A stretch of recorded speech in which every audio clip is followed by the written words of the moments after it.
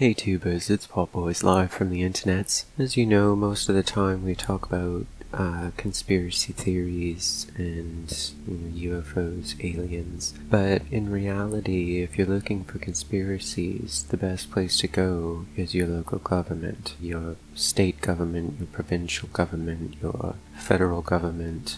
The conspiracies that go on in governments are beyond belief because the people are used by the government, whereas a lot of people feel or somehow believe that the government was created to protect them and to, somehow organize a safety net for them, which is not the case. The government was formed to maintain order over the people and form a wall, or rather a safety net, in front of the rulers. So it doesn't matter where you're from, you could be from the United States or the United Kingdom, but the government is basically a wall or a fence between the common people and the rulers.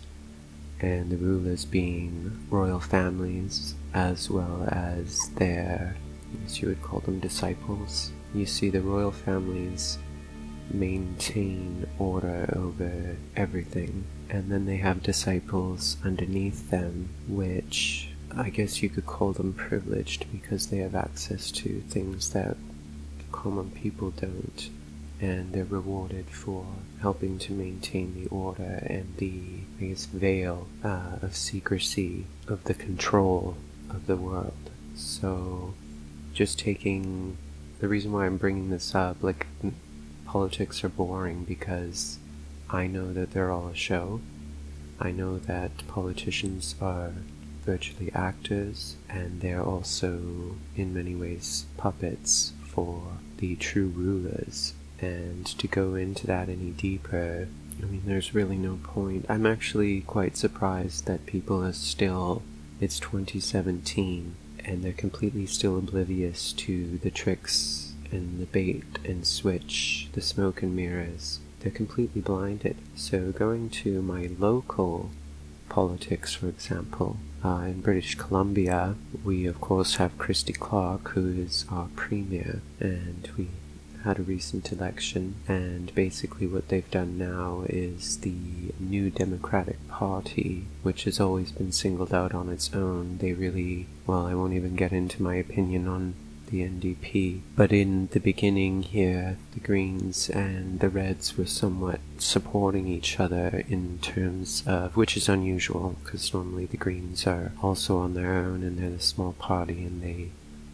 I actually feel that the Greens somewhat represent what people truly want, what the common people truly want, which is why the Greens will never, and have never been, what you would call an established mainline party. Although Elizabeth May, the former woman in charge of the party, she did great things for the party, got them seats, and actually got them recognition, so people for the first time started to look at the Greens and think they thought so differently. And it's interesting that they've never been given an actual chance, and you would think people, if they were truly fed up, that they would try something different, right? They would give them a shot, but you notice that they never do, and that's because that the voting system itself is not real. They control the votes through a lot of different ways. It depends, who you work for, it depends. It's so sinister. It goes into so many different levels, and the way that the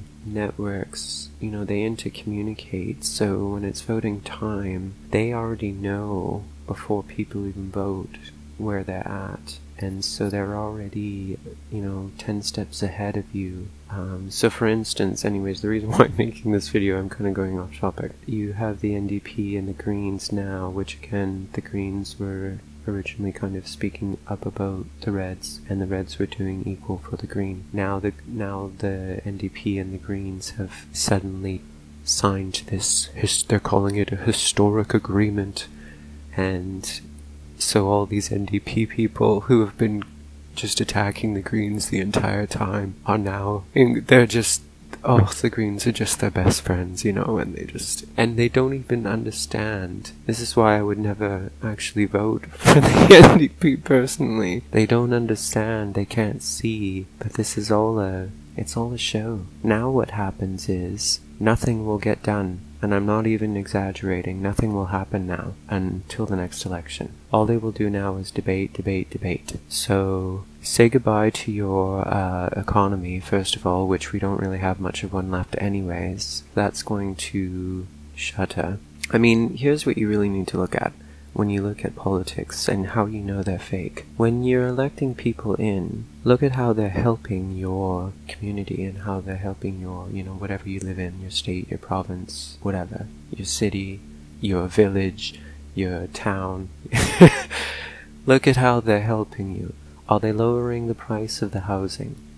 Are they lowering the price of your groceries? Are they helping with utility costs? Are they, you know, what are they actually doing to benefit you? Because none of them have ever done anything, ever, to help you. They've helped themselves. Anybody that's ever elected into government helps themselves. This is the way that things are. This is why people go into government. Now, if you're, for instance, a BC public service worker, you can say, oh, you know, I only make $40,000 or $50,000, I'm not doing this for the money, blah, blah, blah. But you know what? You are, because you're doing it for security, right? And you don't even agree yourself with the policies and the legislation, but yet you'll continue pushing it every day because you need the security, and they know that they have you. So it's the same with many corporations. They can pretty much guarantee to whichever party that they support how many votes that they have, and then there's others that they just support all of them, which most of the real estate companies and that will do. They'll just donate to all of them. That way, no matter who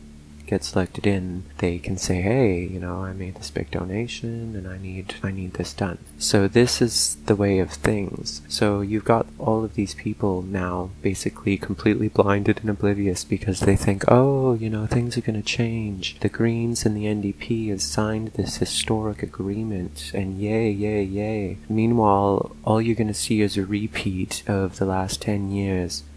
Of the screaming back and forth, of the debates which go nowhere, and of the further legislation and policy which further restricts people, further restricts their privacy, implements new charges and new fees to people, increases in utility costs. The real estate here, people think it's limited to Vancouver, but basically all of British Columbia has become unaffordable. The Valley, most people don't see that the real estate prices they've been tampered with. So if you have a group of people who have gained an enormous amount of money in a short amount of time and don't know what to do with it, then get contacted by groups saying, hey, you know, invest in real estate and you can double your money or you can triple your money. So you have all of these vacant properties. It's, like I said, it's not Vancouver, it's everywhere. And they've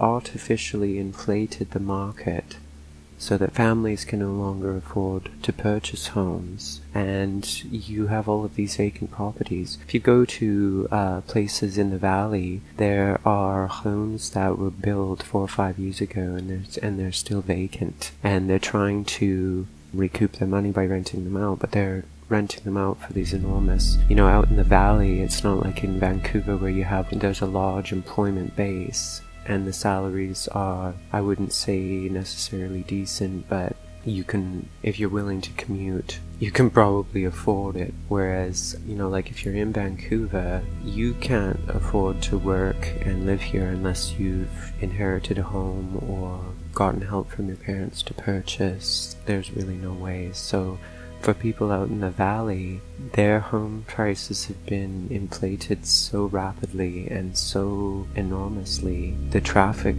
going between the two, you can tell that that's part of it, because this generates a massive amount of economy, right? People are having to spend money on fuel, on maintenance on their vehicles, on new vehicles. it's a game. So they know exactly what they're doing all the time. Another thing that governments will do is when they hire new employees, they will hire, so say you're from Vancouver, they'll hire you for somewhere outside North Vancouver, they'll hire you in Burnaby, they'll hire you in a community that's close by, but will make you have to commute, because that makes it partially revenue neutral. They know that it's going back into the economy because you're going to have to spend money in order to, maintain the employment. So again, people are completely oblivious to the reality of what the government's purpose truly is. Again, going back to this thing, the NDP is all excited about this historic agreement that they've signed. So Christy Clark, the BC Premier, just announces today that she will not be stepping down and she will continue, and then they'll,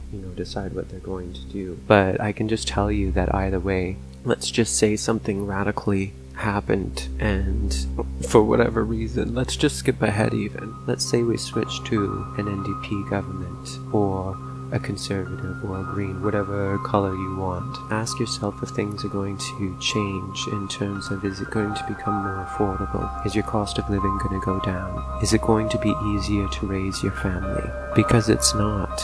It's a complete game. And all of those major projects, I applaud the people that are trying to shut down Site C and all of these other projects which they believe are going to, hurt environment and everything that comes with it. I mean, those people are wonderful, but I can just tell you that if the certain powers want these projects to go through, they're going to make them go through no matter what. So as of right now, a blogger that I pay attention to, Laila, Yuile, very smart lady, follow her on Twitter. I can see by her tweets that she sees through it. She's telling them, if you were smart, you would have halted the construction, because now that we're into the summer, they're going to go as fast as they can. That way, when they try to shut it down, they'll say, well, we've invested too much money into it. There's too much investment, there's too much administrative work, there's too much legalities, we've spent too many millions, we've got to push it through. And that will happen with any major project. Doesn't matter if it's a pipeline, doesn't matter if it's anything. That's what I'm saying. The government doesn't actually have any real control other than to give the public an illusion that they have a vote. They can decide what happens in their neighborhood, in their province, in their state, in their city, in their country. I can just tell you that it goes right up the line, right up to if Canadians think that Justin Trudeau, the Prime Minister, is truly in control of Canada, or if they think that, for instance, the United States, if they think that Donald Trump is actually in control of the United States, I can assure you that you're wrong. Because these people are hired as, well, think back to when you were a child and you watched Sesame Street. Guy Smiley is a perfect example of what politicians are. That's what they are. It's a smiley face that, yes, we're working for you, and we're helping your family, and we're making the best decisions and doing it in the interests of wherever it is you live. That's all it is. Anyways, this video is just kind of, I guess it more turned into a rant. It's just that I'm really stunned when I'm watching people, and that's why I don't pay any attention to it anymore. I really try to just, and it's been wonderful. I've been ignoring it for a couple of years. I've sort of kept my eye open every once in a while just to see where everything's at, but it's really easy to see through this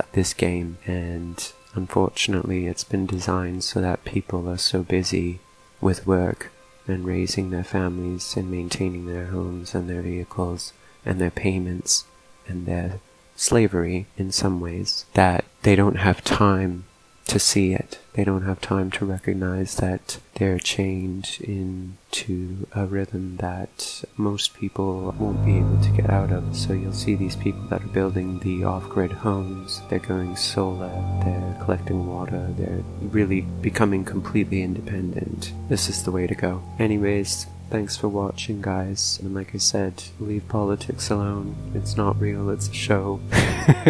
There's a reason why lots of politicians are former actors and former drama teachers. If you can put on a smiley face and you're well spoken, you'll make an excellent politician. Talk to you next time.